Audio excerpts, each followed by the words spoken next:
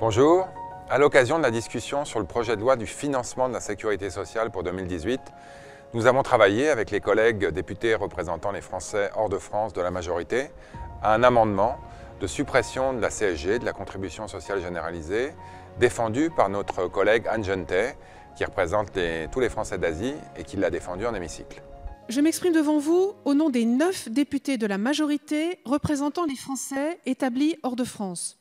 Cet amendement vise à supprimer les dispositions du Code de la sécurité sociale qui étendent le prélèvement de la CSG et la CRDS aux revenus immobiliers de source française des non-résidents. Lorsqu'ils sont établis hors de France, les Français ne bénéficient pas du système de protection sociale français. Il apparaît donc anormal qu'ils contribuent à un système dont ils ne profitent absolument pas. Il y a un certain nombre de sujets que je ne vais pas ouvrir ici, mais sur lesquels je comprends parfaitement les attentes de nos compatriotes installés à l'étranger. Je suis prêt à ouvrir la discussion avec eux. Notre amendement, nous avons accepté de le retirer car notre ministre, Madame Buzyn, nous a proposé une mission parlementaire pour laquelle nous allons enfin pouvoir mettre encore plus la lumière sur la préoccupation des Français de l'étranger.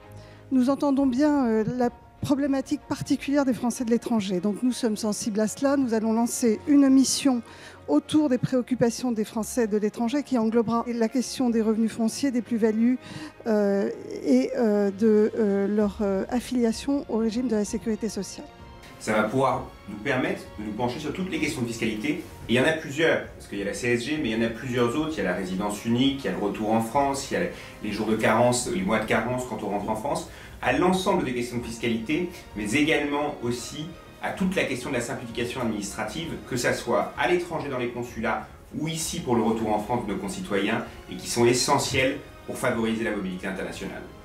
En Amérique latine et aux Caraïbes, par exemple, il s'agit souvent de jeunes et de retraités qui ont très peu de moyens financiers.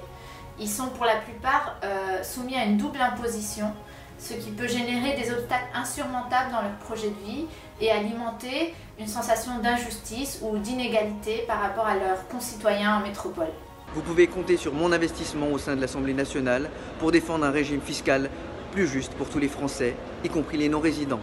À l'aube de ce mandat, c'est maintenant qu'il faut s'engager pour le changement et l'innovation sociale raisonnée, et ce dans tous les domaines. Cette mission que je salue et que nous saluons avec tous mes collègues français de l'étranger de la République En Marche va dans le bon sens, parce que les Français de l'étranger sont les forces vives du pays et qu'il n'y a pas de raison qu'ils soient contraints d'assumer des charges administratives et fiscales plus importantes que celles et ceux qui vivent dans l'Hexagone.